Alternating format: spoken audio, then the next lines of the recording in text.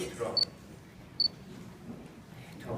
Áras mar Uachtaráin a héireann go bhí deis go minic búla le populéir na fut na cruinne agus tar a gadra fló agus go hundal is mar cuide mar chuine bhíile agus mé thar lear i héidir cníomh seo agus bí. Éachtaí sin populéir mar cuid lórnach de mar cuairtain ar chéirthaí a géim gcónaí. Minister and dear friends, you are all very welcome to us in Uachtaráin. On behalf of Sabina and myself, I'm delighted to see that you are here to be having and enjoying the time. As President of Ireland, I'm very much pleased, as always, to receive many opportunities to meet and engage with Irish communities all over the world.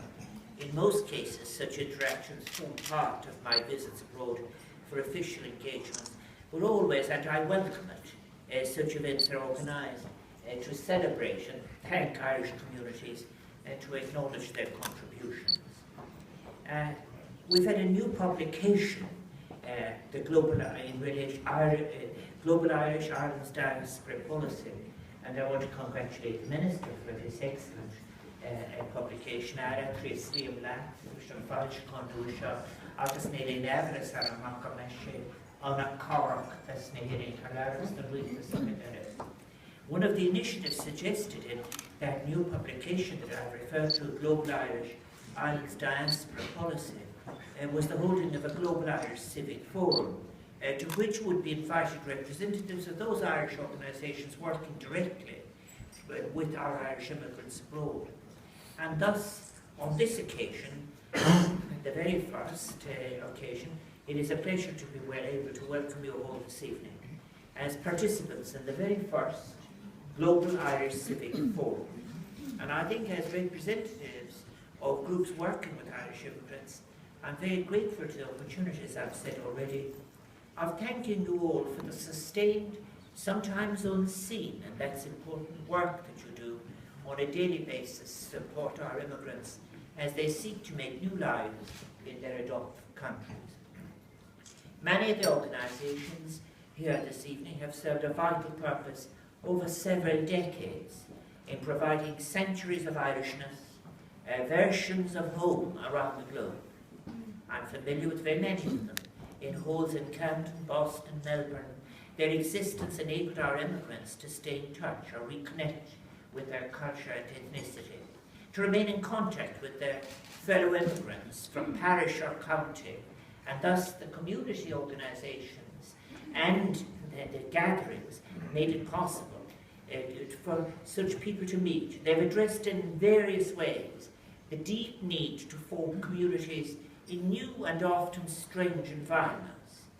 And while the context of the founding of your organisations may have changed and new challenges have emerged, the groups that you represent continue to fill a very important function. There's a very great diversity in the organisations that Sabina and I have just met, those represented in the forum.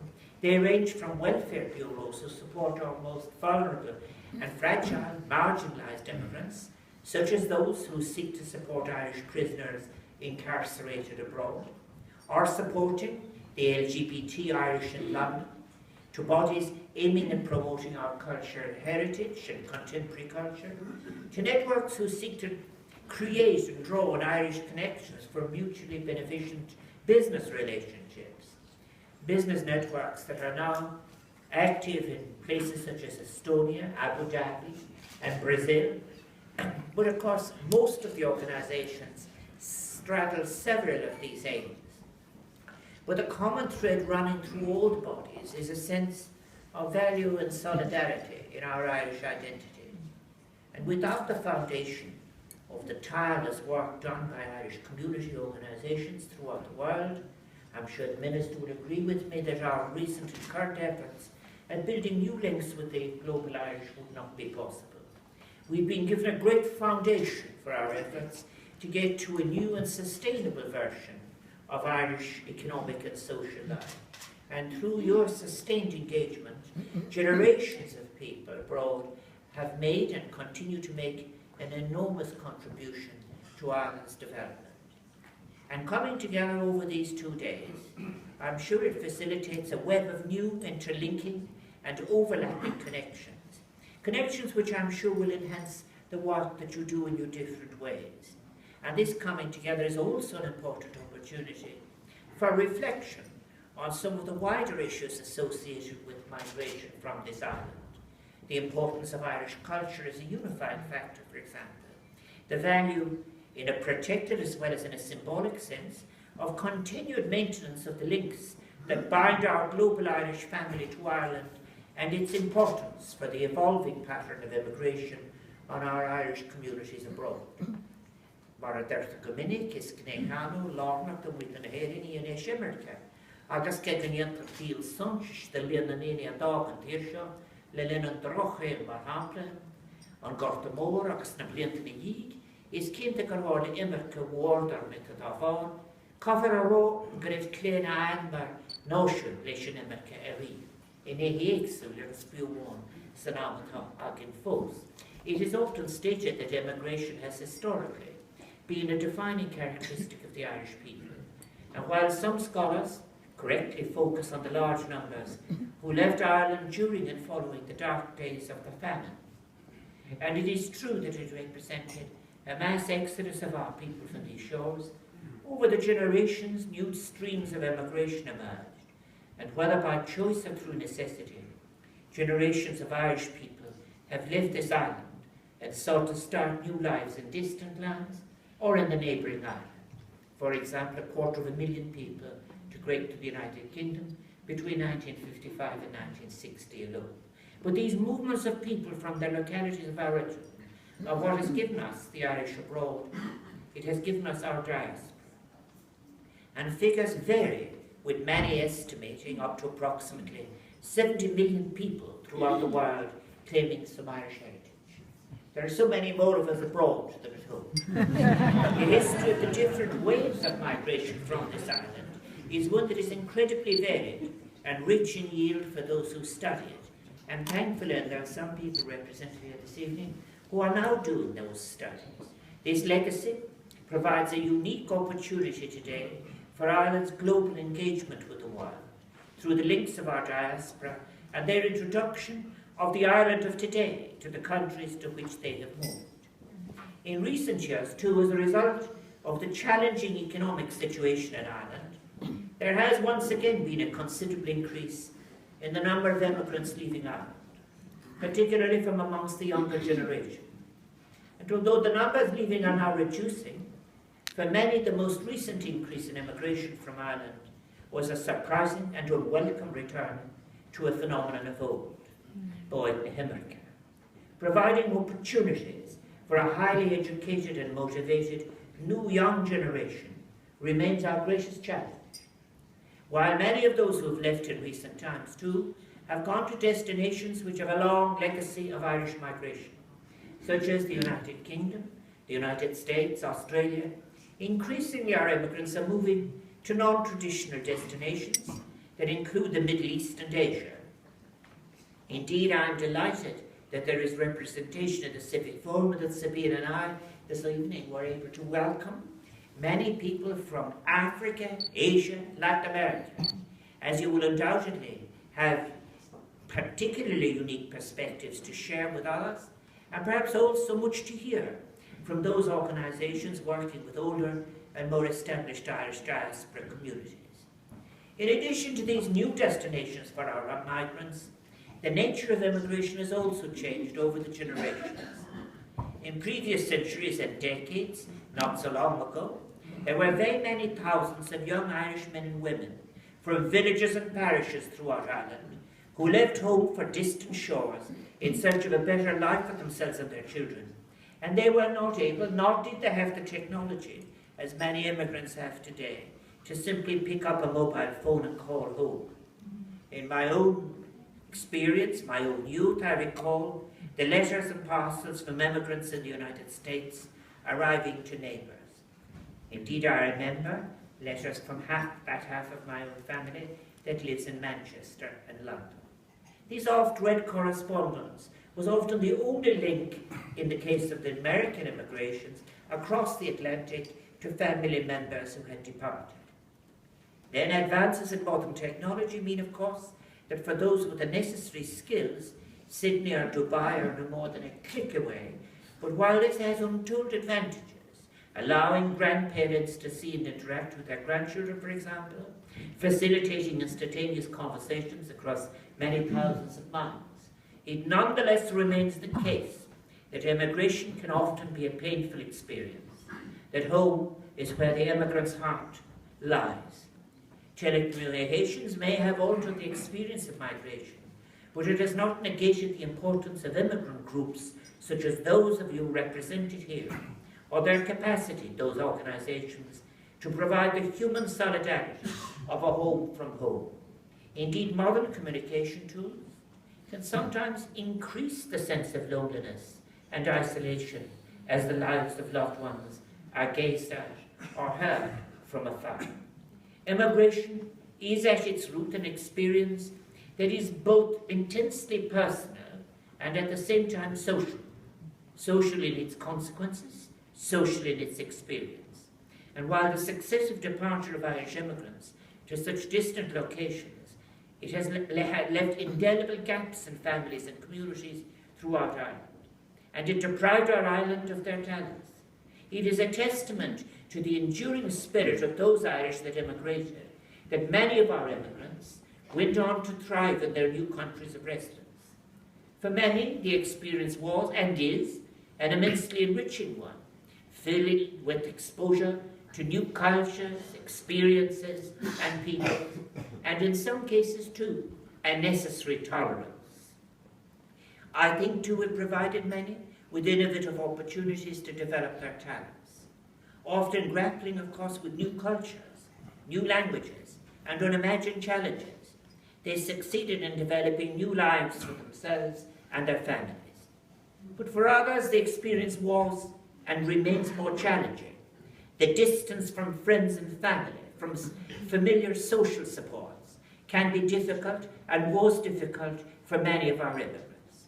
For those Irish in particular, we all have a special responsibility to reach out and embrace them as part of our community and of our shared Irish identity. And it is your organisations who do that invaluable and essential work on behalf of us all. And I'm delighted to have the opportunity to thank you for that significant work of solidarity. The desire to remember and celebrate the contribution of our diaspora, of course, underpins the Presidential Award for Distinguished Service for the Irish Abroad. It enables us to recognise in a formal way the outstanding contribution made by those abroad to serving the state, the Irish state, and its citizens. It also provides an opportunity for the state to honour the sacrifice, support, and commitment to Ireland of the wider Irish diaspora. Over the last 3 years since my inauguration, I have presented this award to 30 recipients who have demonstrated a remarkable commitment to Ireland and the Irish people, and I'm delighted to see a number of them here this evening. Then too, and it is so important, in recent years the state has been in a position to provide financial support to many of our groups. Over the 11 years of its operation, the Immigrant Support Programme has provided over €125 million to organisations working with Irish communities abroad. With its focus on assisting the most vulnerable and marginalised in our communities abroad, it represents a caring humanitarian approach for which the Irish people are known. It is also a tangible manifestation of the Irish state's wish to sustain and enhance the lives of what is our global Irish family. And it is important too that we as a state continue to recognise and acknowledge the considerable debt that we owe to previous generations of Irish immigrants, the sacrifices made by past immigrants to ensure that families left in Ireland were afforded increased opportunities and prospects must never be forgotten. In many cases, those immigrants' remittances provided for educational opportunities for younger siblings, and they underpinned the economic advancement that took place in the Irish economy. And I'm keenly conscious too that particularly as we prepare for the centenary of the founding moments of our independence, of the important role played by the Irish diaspora in supporting our fledgling state in its early days, and often in the face of deep-seated anti-Irish prejudice. During the famine, for example, the London Times had, together with Punch and others, consistently developed a stereotypical version of the Irish as insatiable in their demands, ungrateful and disloyal. They supported the British government's interpretation of famine response and policy that saw famine as a matter for local resolution or even providential in its cause, a curse from God, a punishment. Yet the post-famine exodus of men, women and children created an ongoing memory of culpable neglect at best, and more usually an abiding communal recall of the consequences of imperial degradation, a response that would now live on beyond the seas. The Times recognised, the London Times itself, recognised this at the time by speculating that this folk memory retained by the Irish migrants, who are now becoming a powerful bloc in the most powerful nation on earth, would pose a grave threat to Britain in the future, and thus it proved to be. They said, as in the 1840s they had suggested that one mustn't interfere with economic policy, or the laissez-faire policy. In the 1860s they were saying, we have made a terrible mistake, and they will never let us forget.